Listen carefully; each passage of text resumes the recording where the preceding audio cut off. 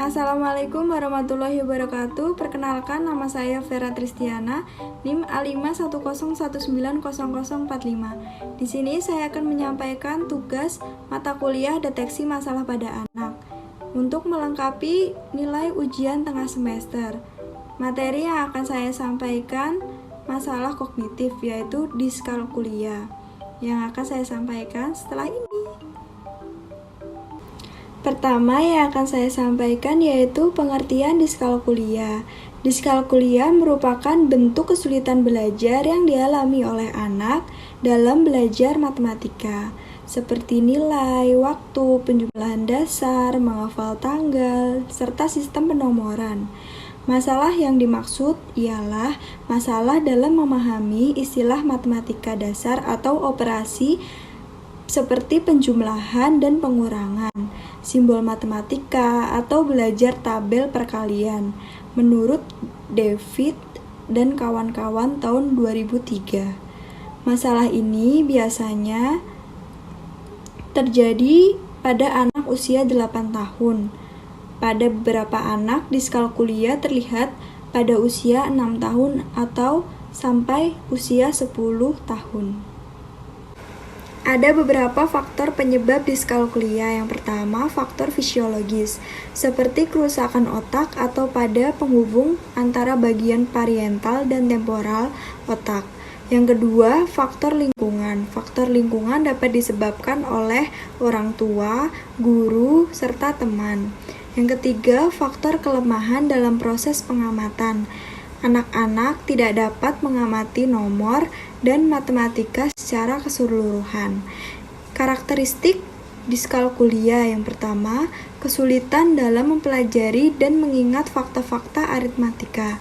Anak-anak dengan gangguan diskalkulia mengalami kesulitan dalam mempelajari dan mengingat fakta aritmatika seperti makna dan sifat simbol angka, perbandingan deret, dan yang lainnya. Yang kedua, kesulitan dalam melaksanakan prosedur perhitungan.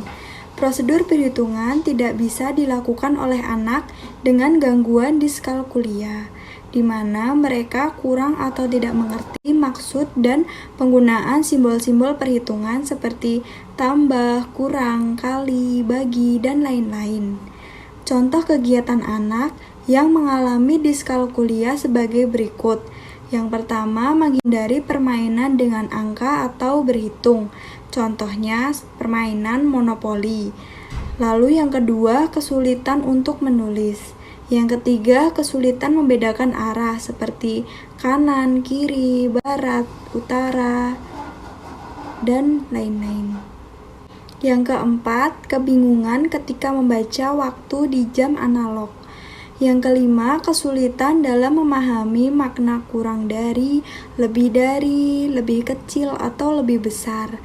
Sikap orang tua atau guru. Yang pertama, mengeluangkan waktu untuk mendampingi belajar pada anak.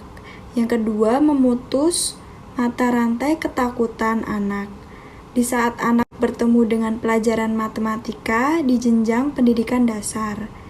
Yang ketiga, memotivasi anak agar dia lebih giat belajar dan semangat. Yang keempat, diberikan soal-soal matematika secara bertahap. Yang kelima, pemberian gizi yang cukup.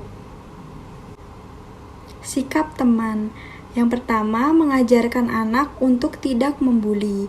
Yang kedua, tidak membeda-bedakan teman yang memiliki gangguan.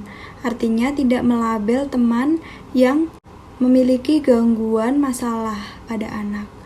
Yang ketiga, mengajarkan perilaku saling membantu apabila ada kesulitan dalam belajar. Yang keempat, memberikan motivasi belajar kepada anak. Lalu, kesulitan belajar pada anak berupa diskalkulia dapat diatasi dengan cara dibimbing dan dibiasakan memecahkan soal-soal perhitungan matematika. Selain itu, pemberian gizi yang cukup dan metode pengulangan informasi agar informasi tersimpan dalam memori jangka panjang pada anak. Penanganan bagi anak dengan diskalkulia menurut Klinik Autis Indonesia tahun 2012. Antara lain, yang pertama, penanganan harus dimulai di awal karir pendidikan anak. Yang kedua, perbanyak contoh-contoh konkret untuk memastikan pemahaman yang kuat sebelum melangkah kepada konsep yang abstrak. Hal ini akan membantu untuk memberikan strategi untuk memvisualisasikan konsep. Berikan kesempatan untuk menggunakan gambar, grafik, kalimat, atau kartu untuk membantu dalam hal pemahaman soal, disertai contoh kehidupan sehari-hari. Yang ketiga, kembangkan sebuah konsep dari positif, bahwa saya bisa sesering mungkin. Yang keempat, gunakan pendekatan yang positif untuk mengenalkan konsep dasar. Yang kelima, berikan bantuan dalam mempelajari simbol-simbol matematika dan bahasa matematika. Yang keenam, remediasi untuk kerjasama erat antara guru kelas, reguler, dan mereka yang terlibat dalam mendukung perbaikan. Sekian materi yang dapat saya sampaikan. Apabila ada kekurangan atau salah kata, saya mohon maaf. Terima kasih. Wassalamualaikum warahmatullahi wabarakatuh.